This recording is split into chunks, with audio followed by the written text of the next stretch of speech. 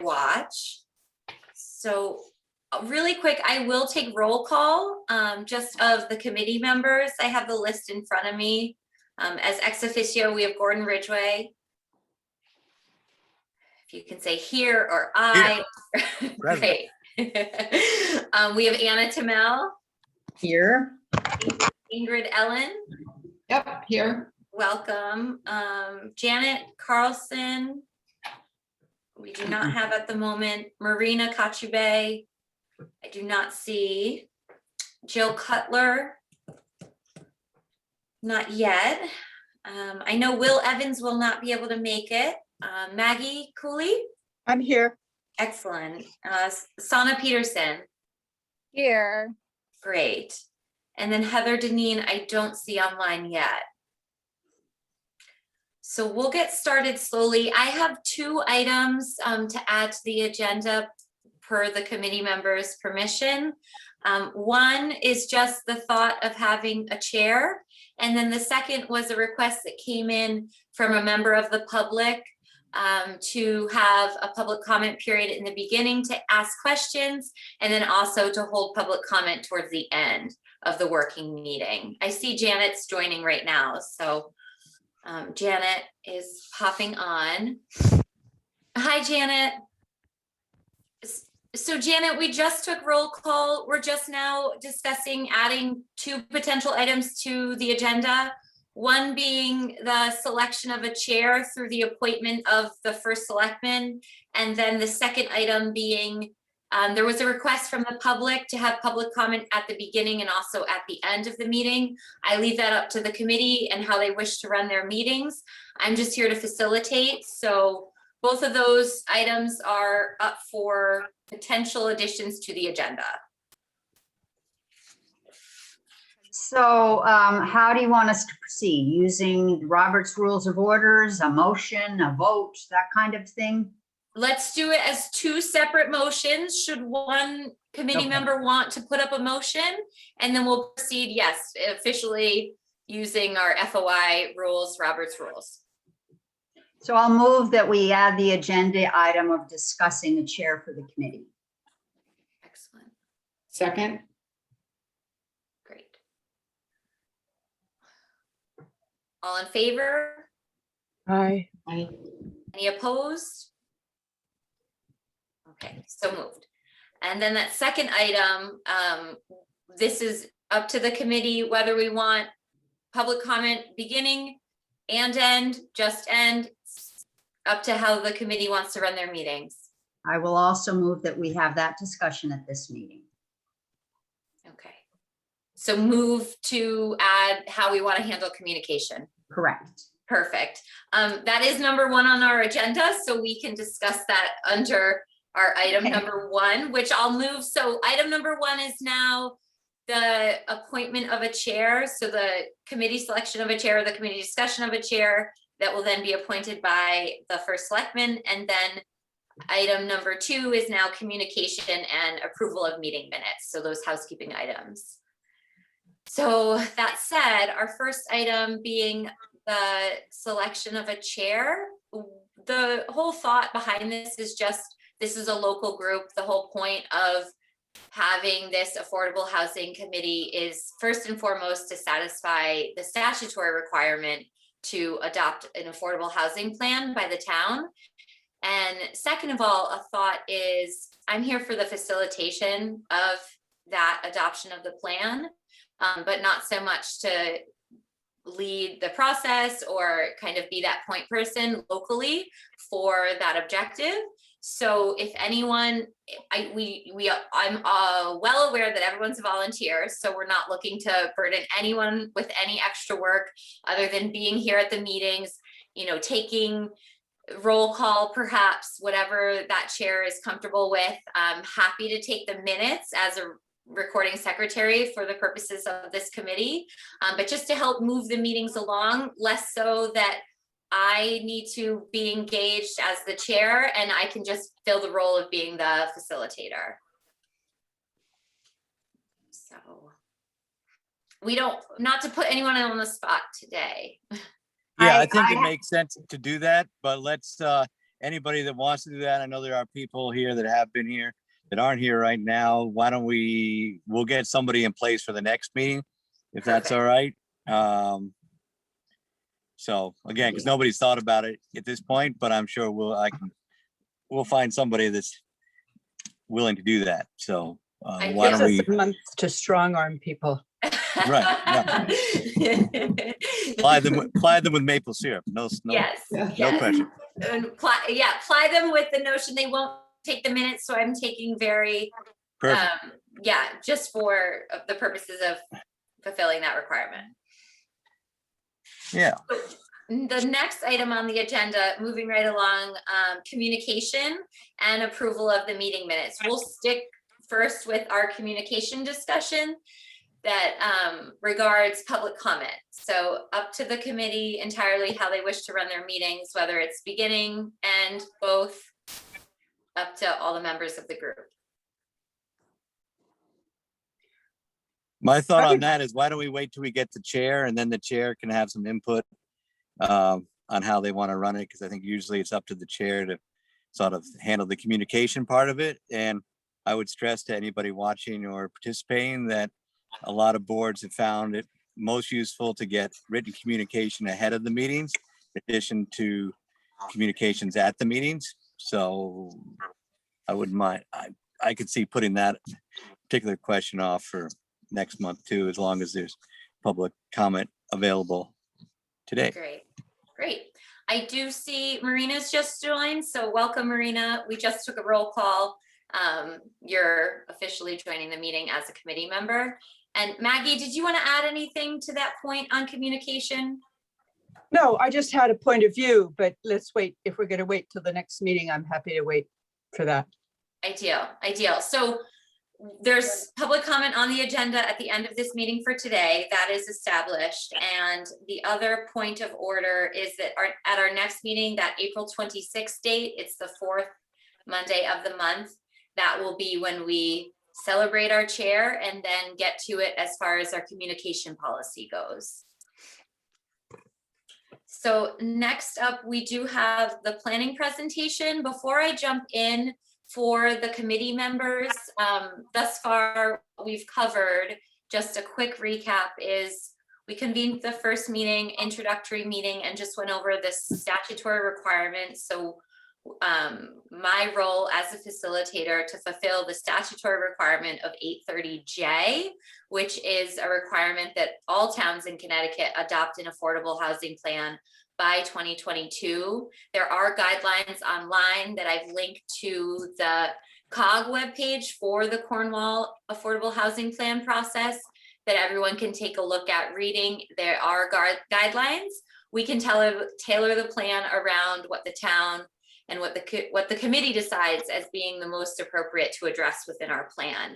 As a starting point, we visited the data. The last meeting, we spent a lot of time looking at numbers behind housing, behind population, behind demographics. I'll touch on those during my presentation today, just as a quick recap, so that we can analyze what the data told us.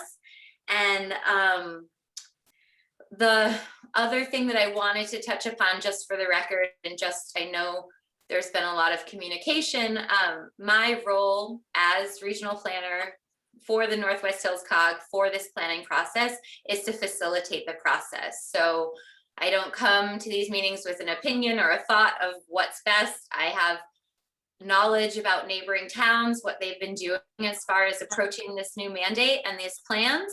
And I just am here to facilitate the process and make sure that we get it done vis-a-vis what the state is looking for.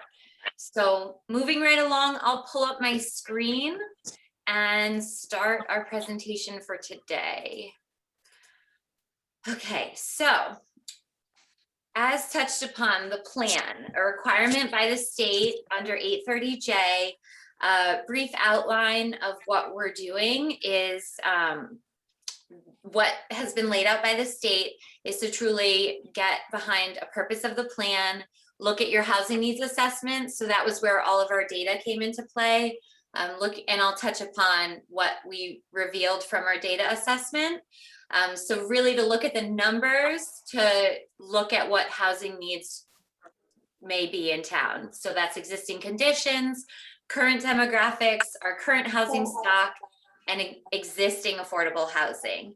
And then a part of the plan, as laid out by these state guidelines, or discussing potential housing creation goals, whether we're developing planning principles, goals, and other actions, and then also housing plan strategies. So looking through the lens of zoning, what are we doing that might be preventing the development of more housing, capacity building from the looks at support for affordable housing from a local level, and then always funding. So just thinking through what could truly be funding potential affordable housing projects in town. So that's what's overview required by the state in brief.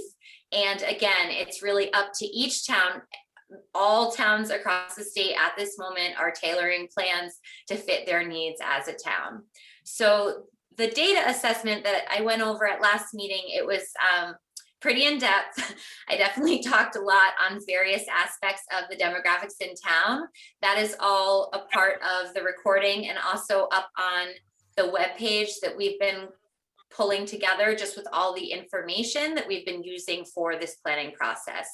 So all of those slides are available. There is a lot to chew on and think about and talk about. But just as a quick recap, what our data was telling us, in brief, the majority of our homes are single family. 95% of all housing in Cornwall is single family. 40% of that housing stock was built before 1940. Overall, homes have increased in size while household sizes have gotten smaller. The current household size in Cornwall is 2.25, and 40% of the homes have 3 or more bedrooms. Household costs, both rental and home ownership, have not kept pace with wages. About 44% of Cornwall residents are housing cost burden, which means Cornwall residents, 44% pay more than 30% of their income on housing costs, including maintenance, repairs, and just, the cost of rent, mortgage to live in. We have an aging population while the overall population is projected to decline. So the projected population in 2040 is 905. Currently, our population per the census is 1,376. But overall, that population will have an upward trend towards those who are 65 and older. Home values have increased greatly in the region as a result of the COVID-19 pandemic. Many articles have been exchanged. I think every time I grab the New York Times, there's a new article somewhere regionally about how the pandemic has affected the housing market. In Cornwall, based upon ALS data, the average price of a home this past year was $620,000. That's a 22% price increase from 2019 to 2020. So in summary, taking all of this data from the many slides of last meeting, and just to summarize the conclusions drawn from the data, in summary, very few housing options are currently available, especially for first-time home buyers, rentals, and seniors. Bonnie Brook has 10 people on their wait list last I checked, and the average wait is over 2 years. And last I did the research on full-time options to rent in Cornwall, there's nothing. So no availability for a full-time rental in the town. So digging in a little bit deeper, since the time we last met, I was graciously given a lot of data from the town on building reports over time. So this graph was created from the town reports of building data.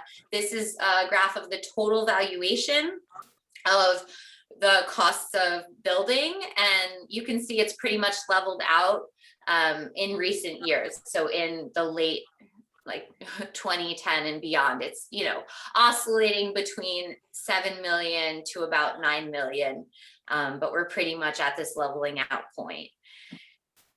The building permit data for new single-family dwellings as represented in this graph has certainly declined with the recession. And now we see, it's jumped again, but what the data is telling us is there's about 1 to 2 homes being built in Cornwall, new homes being built per year based on this permit data. And this next graph is, oh, go ahead, sorry. Did any committee member have something? Okay, well, I'm moving quickly, so if anyone from the committee wants to jump in, please pause me.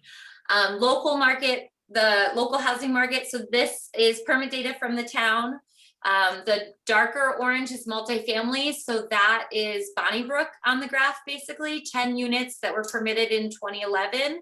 So in the past 10 years, it looks as though the aggregate total new single family homes built were 16, and then about 18 based upon the town's data, permit data, about 18 new accessory dwelling units were created. So again, that's about 1 to 2 houses getting built every year. And just to recap, so I pulled recently the 2020 Connecticut Affordable Housing Appeals list. This is the existing housing that Cornwall has that qualifies as affordable by the state. So just to re-represent this information, this is our baseline of what will be contained in the plan when we do get into the background information of the existing affordable housing within town.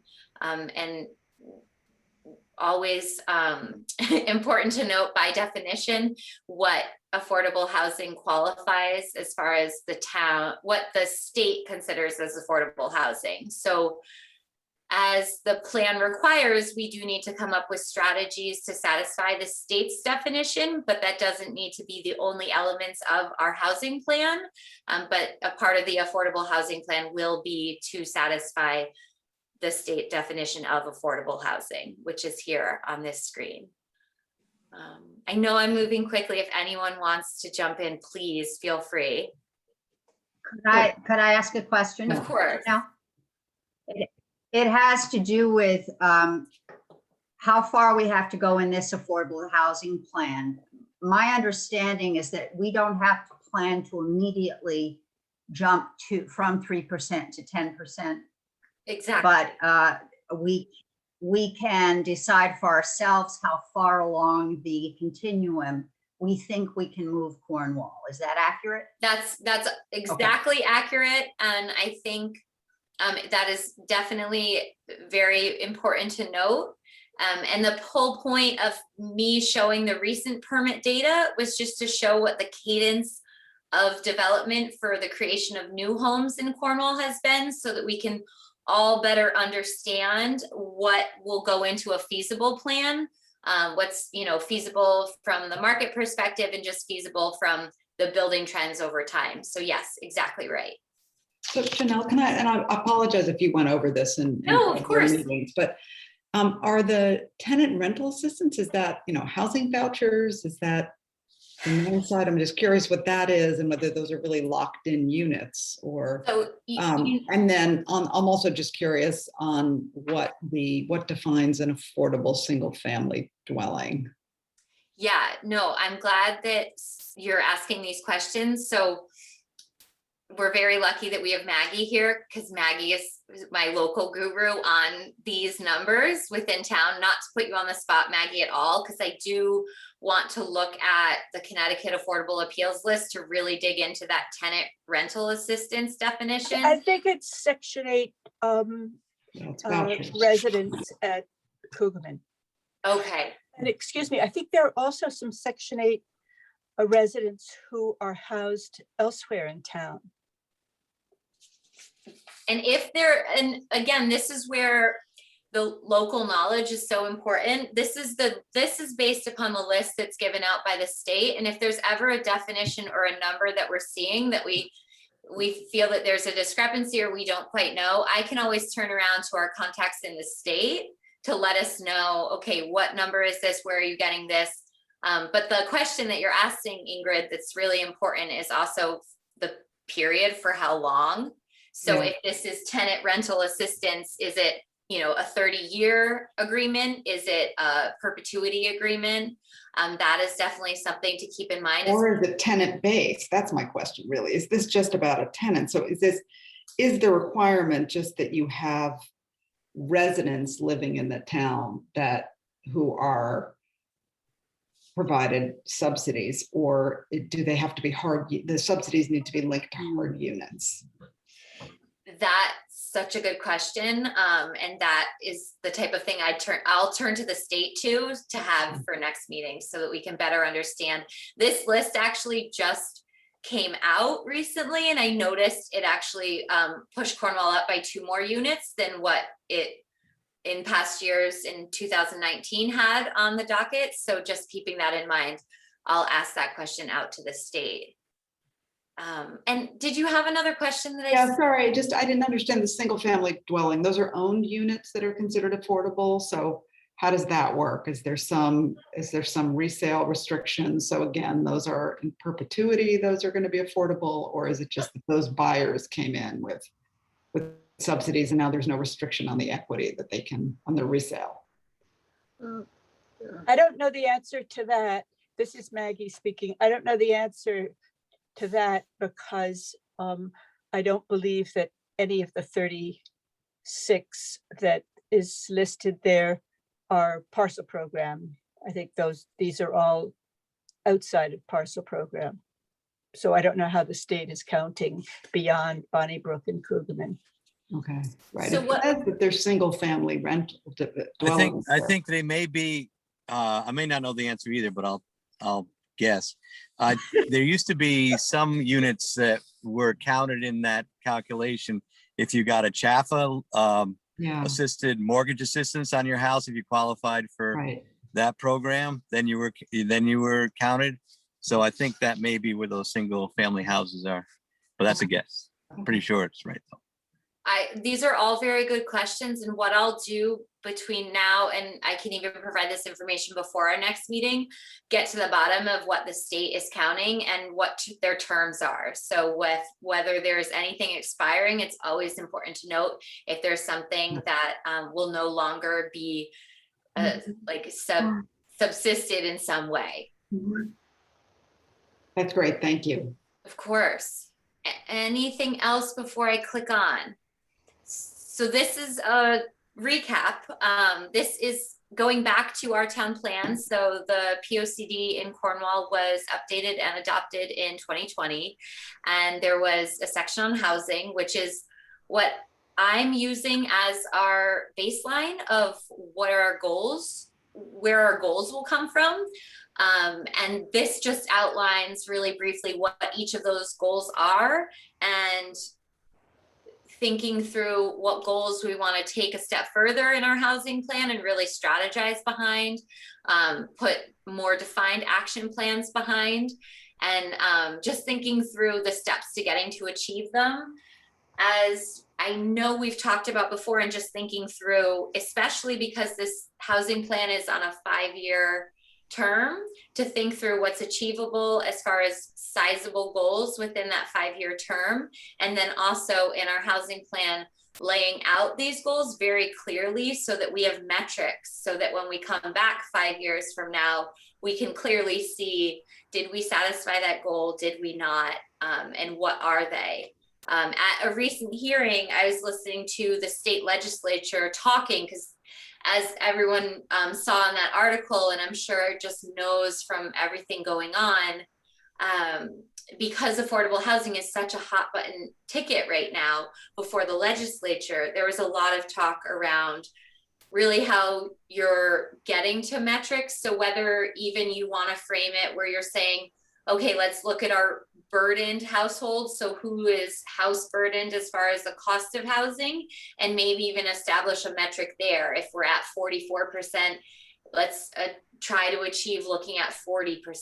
So there's a lot of different ways to look at metrics, and a lot of different ways that the plan can work around having a really scalable, sizable way to know, are we getting where we want to be getting?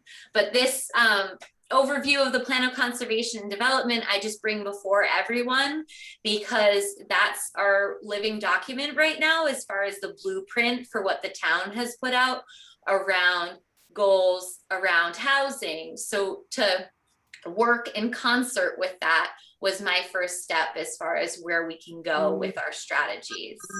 And then my next slide, I don't have I any. proceed, Janelle? Because Yeah, please. I have another question about data that would help us. Sure. I just learned of the whole concept of fair share allocations.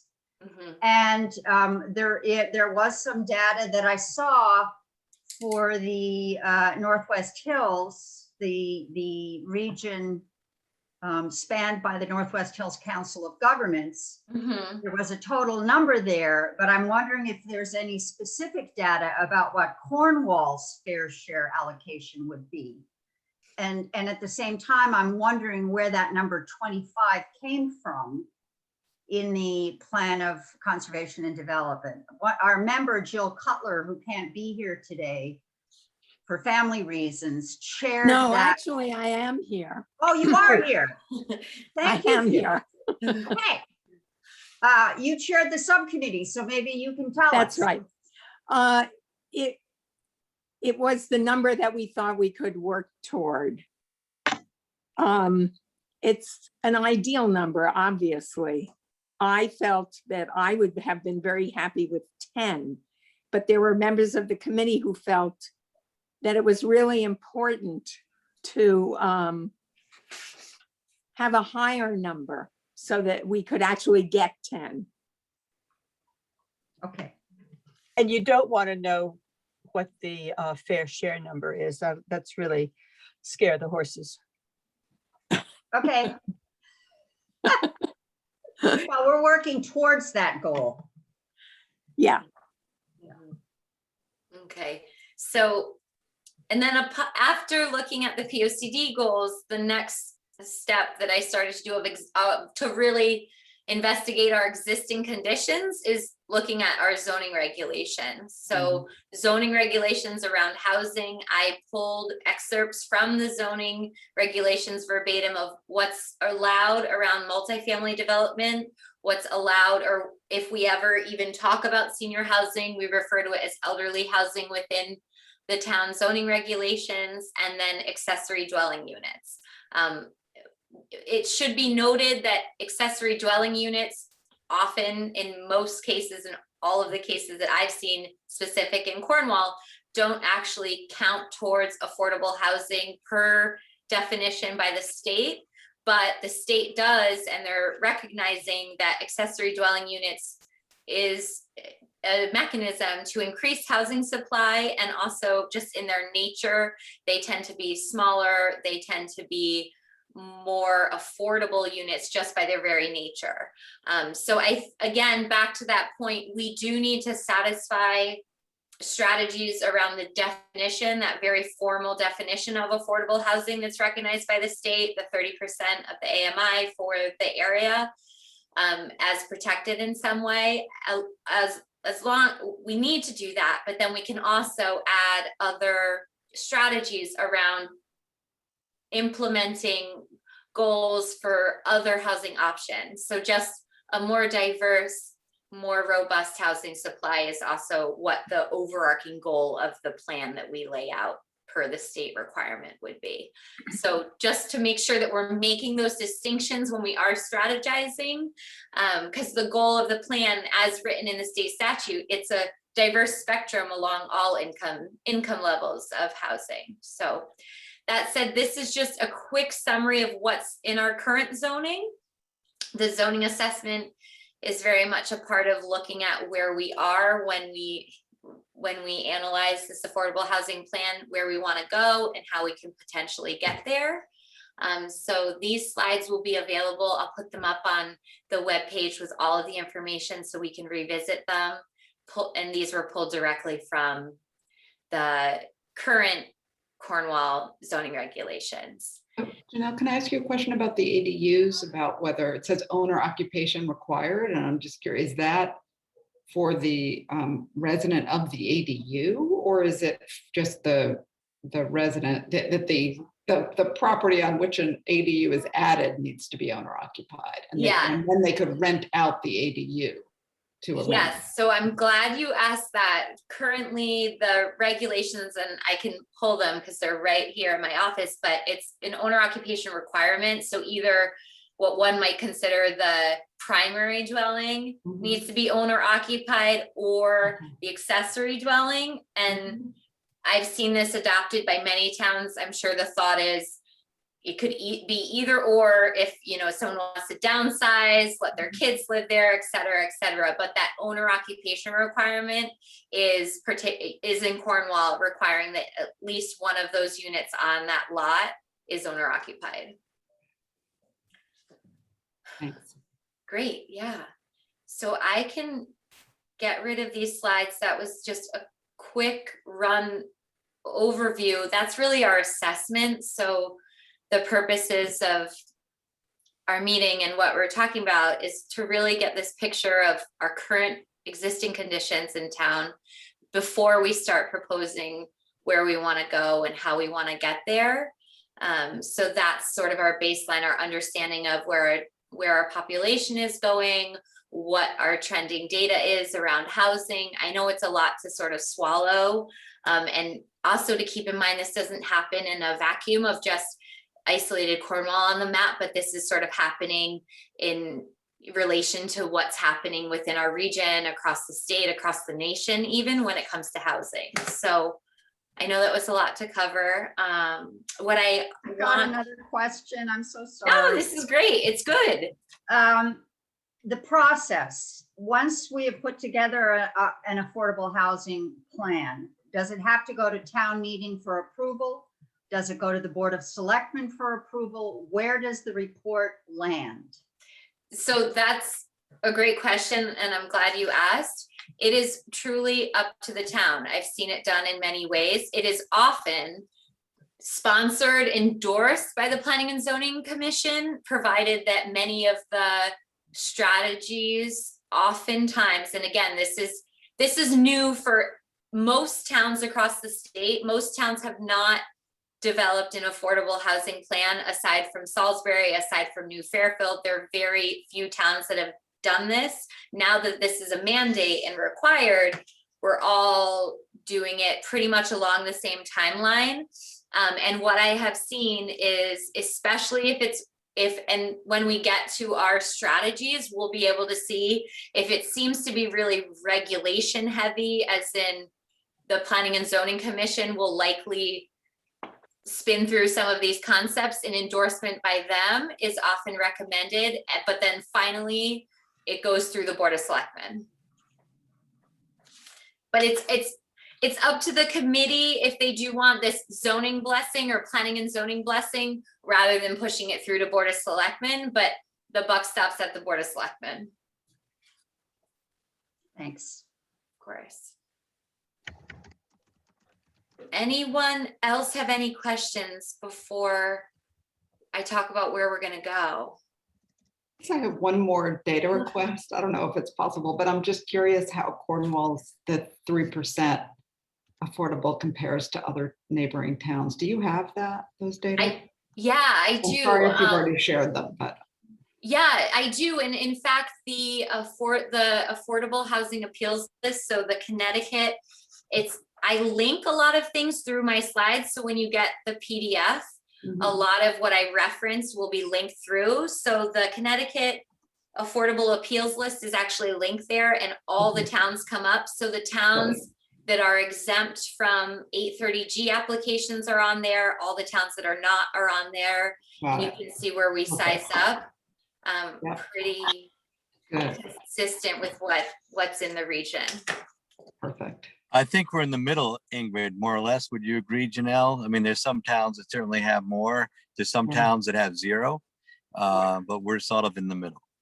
I mean, we certainly did. We probably have more units than any other town our size. We'll give ourselves credit for that. I mean, we're a very small town, but we have quite a few different programs that do. I mean, we have units that qualify, which other smallish towns don't have any at this point. Yeah, to echo what you're saying, Gordon, very true. I see some towns, I'm working in other towns on these affordable housing plans. I mean, some are at 1%, 2%. So just in relation to the number of units total that the town currently has is about 1,042 based on recent data. So just to give you a sense of the picture that we're working in. But another sort of housekeeping note and also organizational note. So what I've been doing for the purposes of not driving everyone crazy with a whole bunch of emails with a lot of attachments is putting all of the working materials, they're being hosted by the COG website just on a housing plan page, so that the research and the newspaper articles that we're sharing don't bog down the town's website. So I have all that so that everyone that's on the working group can digest it on their own time, linking to those materials. So the plan of conservation development is linked there.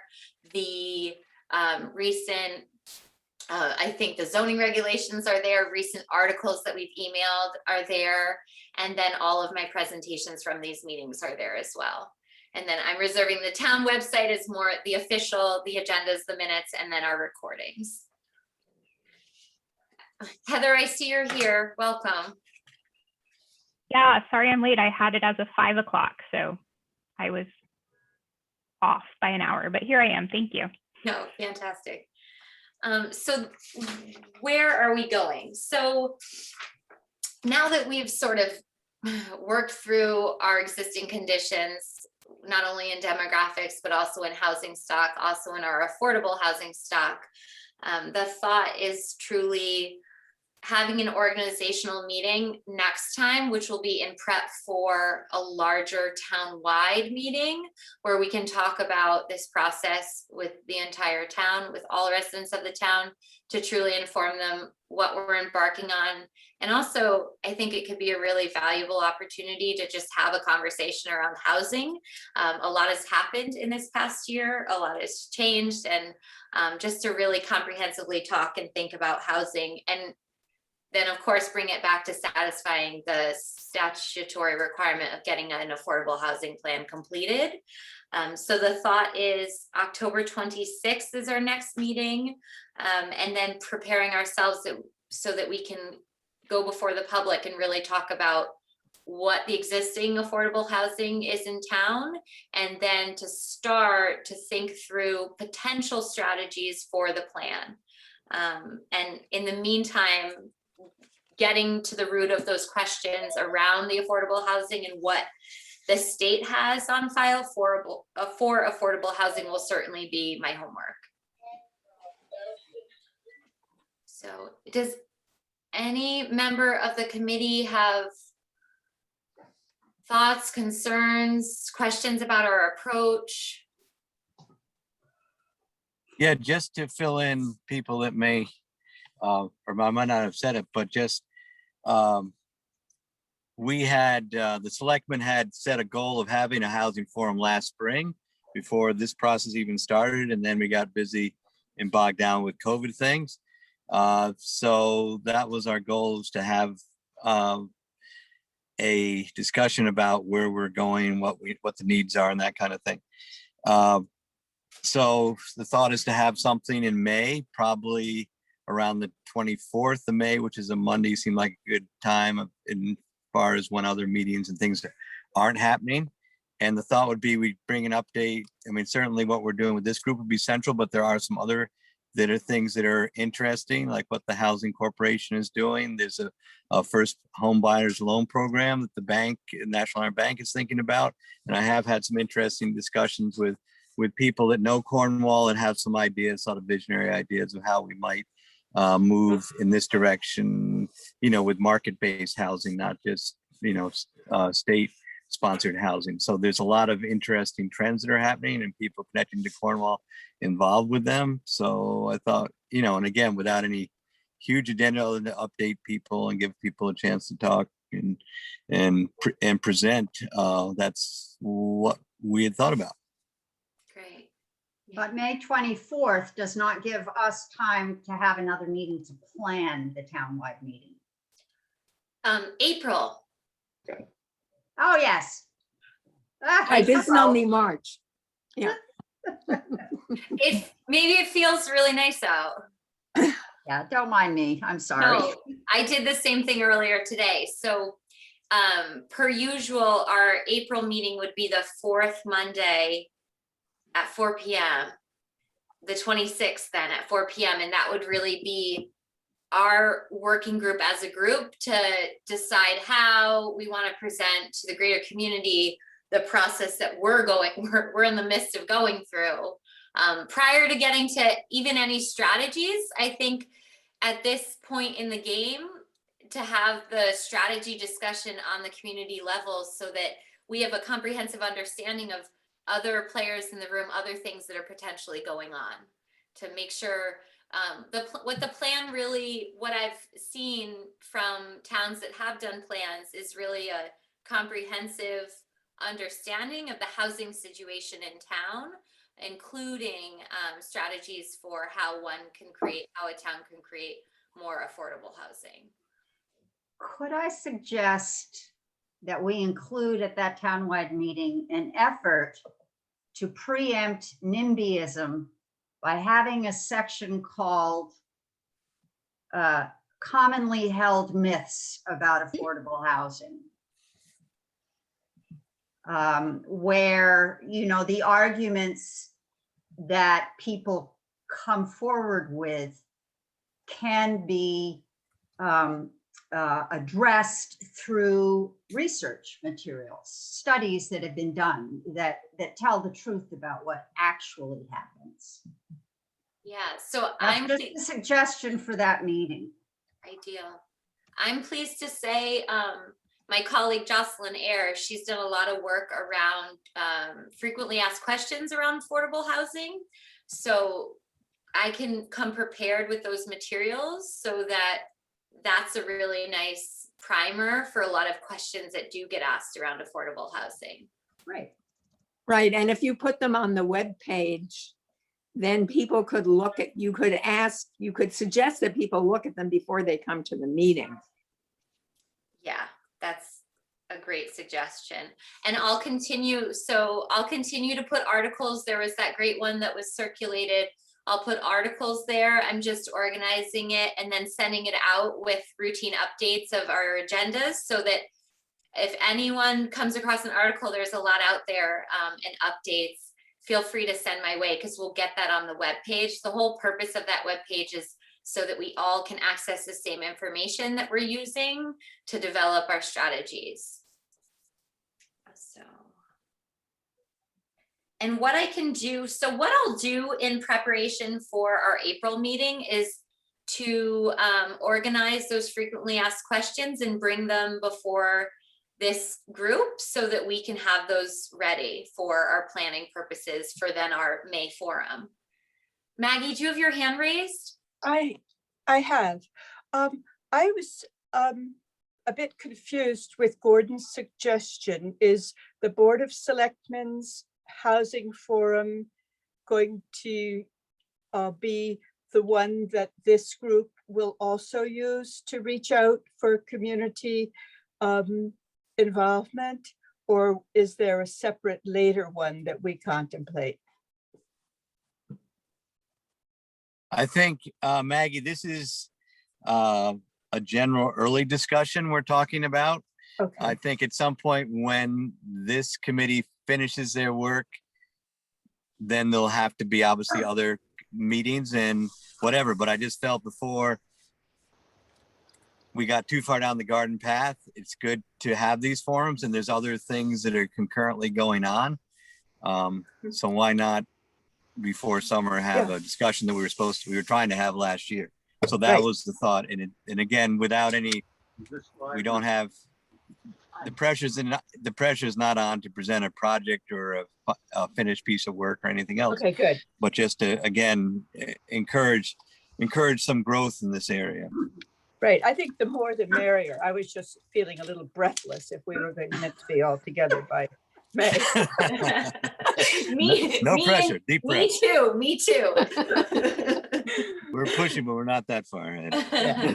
No, but I think there's like, to reiterate the process, to reiterate what it is that this group is working towards, to let everyone know no decisions have been made at this point, my role as a facilitator, and just that, by that time we'll have our celebrated chair, and so that can be, we'll have our communication policy, so that we'll have sort of all of that housekeeping, so it's communicated and it's not, it's just communicated, and then we'll get to work.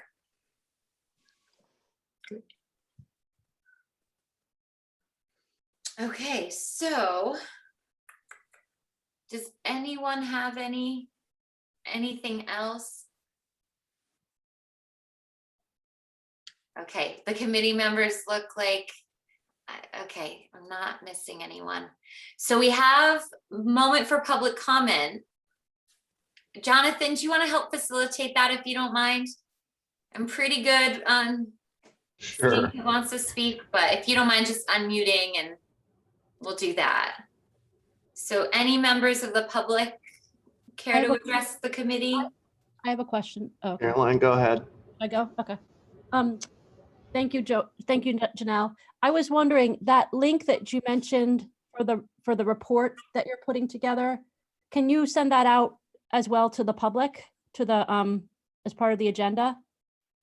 The one that has all those documents, the document that you just posted, for example, that you were just going through, for example, today? Yeah, so just to be clear, there's no report. So we're just as a working group to discuss. Yeah, sorry, I meant the PDF that you showed today, like the slides, the PowerPoint. Yeah, so that's all public. That's on the COG website. And if you go on the landing page and go to planning and then go to housing, you can click on all the various towns. There's 9 towns that are currently working on a plan. And you can click on Cornwall and all the materials are there. And is that the same link that you mentioned that you'll be sending to the group? Yep, I send it in periodic emails to the group just so they can see that articles they've shared and presentations that I might have quickly run through is up there, slides, etc. So it's all there. It's all very public. That's Is there great. any way that could be put on the Cornwall website? Sorry, Caroline, before Richard's question, did you want to finish? You can answer his and mine is right after that. That's okay. I can wait. Great. So Richard, anything that the town of Cornwall wishes to put on their website, I always defer to them. It's truly up to them if they want to do that. They've carved a nice little niche for the housing group right now. If you go to government meetings and minutes and agendas rather, there's the Affordable Housing Plan Committee with all the agendas, minutes, and videos. And I'm happy to share that link so that the town can post it. Okay. Okay, so then my second and last question is, how many points did you say again? When it went by so quickly, how many points, state certified points does Cornwall have for its affordable housing? What do you mean by points? Do you mean percent? I mean the points, like, like they give, for example, they'll give, if you have a unit, I'm thinking Maggie Cooley might know this too. Like if you have a unit that is a family unit that's owned and you have 80% of median income people living in that home, you get 1 point. If you have 60%, you get 1.5. If you have 40% of median, you get 2. So that's the way I think the state comes up with the certification for what they consider state, affordable housing units. So I'm just wondering how many points Cornwall has in total. And I think that Maggie Cooley mentioned that you could be 80%. What was it, Maggie, you mentioned before that you had to increase the median income just slightly because of certain issues, and now it's, I forget what number it's at. I don't know about this point system. Yeah, so really quick, just hopefully to clarify, so there's the Connecticut Housing Appeals List that comes out every year that indicates what the state Department of Housing recognizes as affordable housing under that definition, the formal definition of affordable housing, that's by units. So currently what the state has calculated is 36 units in the town of Cornwall. Out of 1,046 units, they qualify as affordable pursuant to that state recognized definition of affordable housing, which is based upon the AMI of Litchfield County. Okay, so that's different from this point system, huh? Okay. Yeah, I'm unfamiliar with the point system and I'm not positive what that is. That's listed in the state statute too for 830, the 830 statute. And it might be interesting to look at that because if we meet, maybe that would include some of the parcel maybe there's some way that that could include the parcel. We don't have to abandon all the parcel program housing. I don't know, but depending on the median income, but it's under 830. Talks about that point system. I don't know if it applies directly here, but it'd be great to know. I think we'd have a higher percentage and more units listed if that point system applied to this. I mean, I Yeah, think the state would be giving us credit already. Oh, really? Okay. Well, wouldn't you think? Yeah, and just Caroline, just to your point about the attainable housing, it's not lost on us as a town as far as meaningful housing. It just doesn't necessarily qualify per the state's definition. So it's definitely, as far as laying out diverse housing options in town, it's definitely a value added worth mentioning in this plan. Okay, thank you. I think I see Hector's hand. Hector, Yes, go I'd ahead. like to go back to the website issue. I find the current arrangement exceedingly confusing, trying to look things up. It never occurred to me in the beginning to look on the COG website. I was always looking at the town website, and I couldn't find on the town website any under the list of boards and committees. Your committee was not listed at all. Never mind who's on the committee, there's just no listing whatsoever for the committee. And I think that this should be rectified soon, particularly if you're going to have a meeting in May with the public and so forth. And it's just confusing to have this 2 website routine going with no clear, obvious headline link. Can I Sure. address one thing about the website? If you look under the government drop down and then go to minutes and agendas, It's Yeah, I've been there. under the affordable housing or the housing plan committee, there is a spot for them and all their documents should be there. And I can take whatever from the COG and put it there. Okay, So well, that under would be minutes good. and agendas. I think it's very confusing to have a lot of stuff on the COG site and not on the town site. I'll put it all on the town site. Okay, great. great. Yeah, and I do understand the duality of having 2 different sites. The purpose of, I'm only able to access the COG site, so I access the COG site pretty regularly rather than burden staff member with every article that we wish to share to post. It's been easier for me to post to the COG site and then share this link with the town, but we're always open to, make sure that we're doing the exact same thing. Okay, good. I just prefer not to have control of the town of Cornwall's website. Joanne?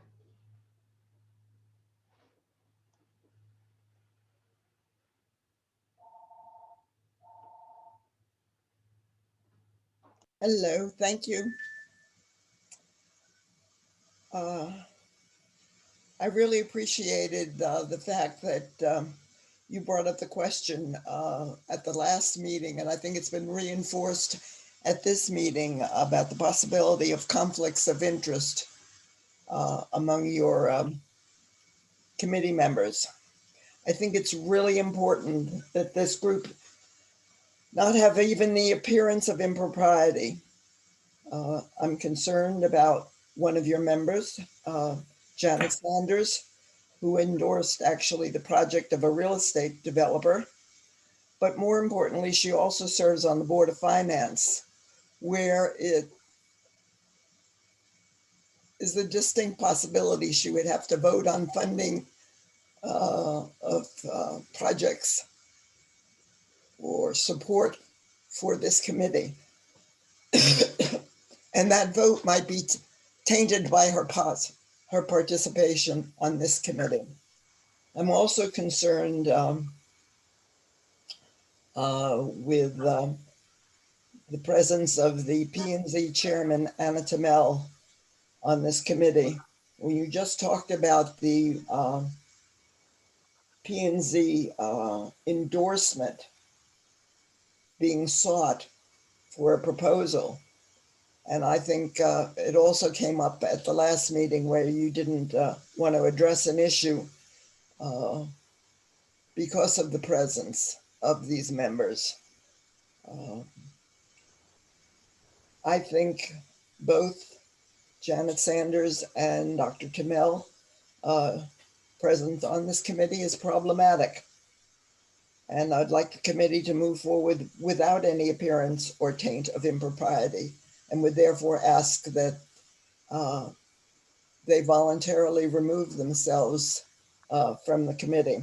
Doesn't mean they can't advise, it just means they wouldn't be voting and they wouldn't be endangering their possible participation on votes on the other committees that they serve on or lead.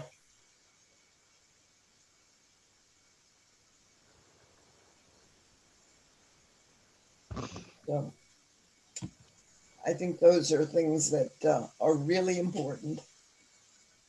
And I also wondered whether you had reached out as a committee, or Janelle, whether you had reached out to Beth O'Donnell, I believe the name was. She identified herself as someone who does affordable housing work full-time for her job, and she offered to participate on this committee. I think she would be an ideal replacement and a good addition to the committee. Have you reached out to her? And if you haven't, I would urge you to do so. So thank you for the opportunity to raise these very important issues, I think. Yeah, my response is the Board of Selectmen selected this committee, and they selected this committee for people's experience. And it's multifaceted. I don't think anybody here is going to make money off being on this committee, which is usually what conflict of interest is about. Everybody that's serving here to date has interest in housing issues, as do the entire Board of Selectmen. And we're all here, and we're all going to talk.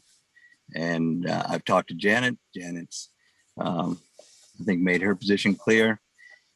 And certainly housing has been a topic in front of planning and zoning for at least 3 decades, and in front of the Board of Selectmen before that.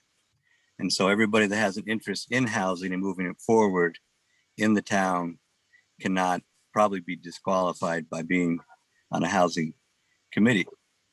This committee has no project to push.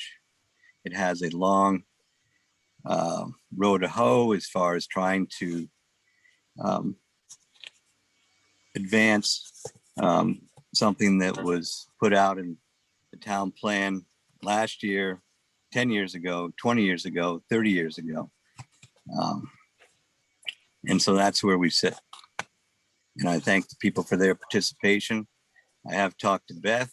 I believe she is professionally involved and has plenty to say, and we will tap into that knowledge very soon.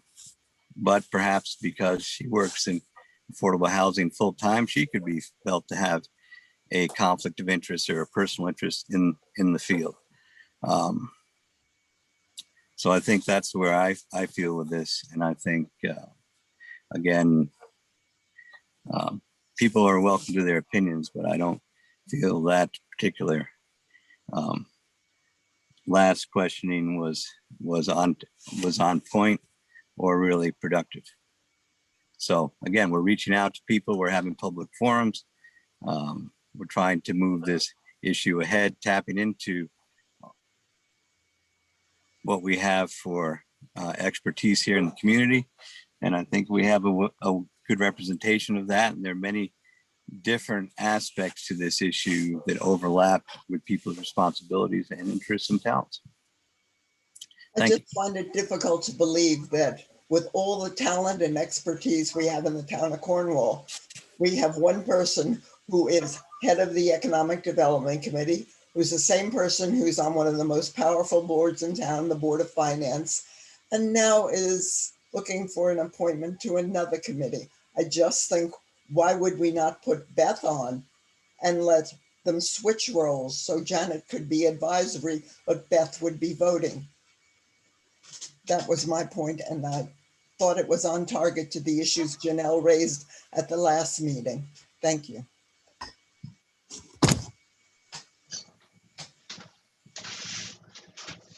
Okay, well, I think also it points out why it's useful to have a chairperson so that a local person can sort out these questions and things, and they don't fall on Janelle, who's done an excellent job as a staff member, trying to bring the data forward, trying to make us aware of what's going on in the outside area and not have to be held to personal account for doing her job. So anyway, I'd like to thank her. I'd like to thank everyone that's stepped forward. Any other comments, questions? Right on, Gordon. Okay, thank you. And thank you all. And I think we'll have a good forum. And again, there's plenty of good ideas out there, and there's plenty of work that needs to be done. I think that, again, this isn't just a Cornwall program. I think it's a statewide issue. It's a nationwide issue.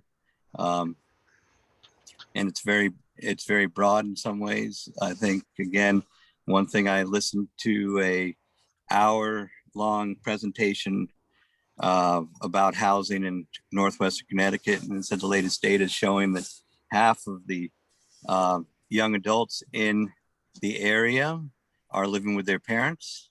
I'm personally doing my part in that category, but I think it shows what we may think about, what we know ourselves, but haven't put it all together in far as what does that mean for a community? What does that mean for a state? What does that mean for a region when housing is unattainable? Because Connecticut ranks second only to New Jersey in that figure of 20 to 30-year-olds living with their parents. So what's going on in New Jersey and Connecticut that's not going on in other places? And again, everybody likes their family, but at a certain point you want to have your own space. So what are we going to do to provide those young people that our community is going to rely on in the future with space? And what are we going to, how are we going to come up with creative space for their parents so when they get older, they don't have to leave town to go to some senior friendly housing setup as opposed to rambling around in a big house. So those are, what we're talking about. But anyway, thank you all. Appreciate it. I have another comment, one last comment. Sure. In terms of, I think that I see the point that we have to be concerned about conflict of interest, whether it's a appearance of conflict of interest or not. But I think what concerned several people in town was when it was mentioned at the meeting that by Janet Carlson Sanders that she was in discussion with a client who had put her in touch with a commercial real estate developer named Vessel.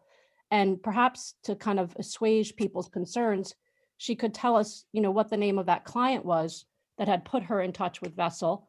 And because that client, if that is a client, that is of course a monetary interest. So it might be helpful to learn who that client was that put her in touch with Vessel and why she's been in discussion with them through that client. I know she had mentioned it for perfectly good reasons, that she was interested in promoting. She thought it would be a very interesting project. And I'm not implying in any way that she is trying to profit from it, But I think if the more transparent everyone is about certain issues like this, I mean, real estate development is a very lucrative business. And if there's any sense that this affordable housing plan is being created to promote any sort of business whatsoever, not whether Janet Carlson Sanders' client or anyone else, I think it's very important that we address this. We're talking about just transparency. I don't think anyone is implying anything. Thank you. I personally felt that Janet answered that question very thoroughly when it was first raised. I'm just asking what the client was. That was not answered. I don't know that that's any of your business, Carol. She's on a Anyway, committee. that's all I have to say. It's up to Janet if she wants to go through the Yeah, whole thing that's- one more time. She's on a committee in which there's a real estate developer that she's in discussion with, and who's promoting affordable housing, and she's on a committee that's creating a plan that could wherein a plan could be created that would be favorable toward that developer. So of course, it's extremely relevant.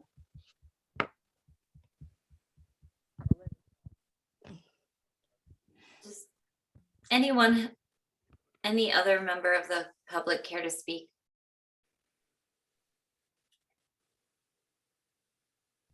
Okay.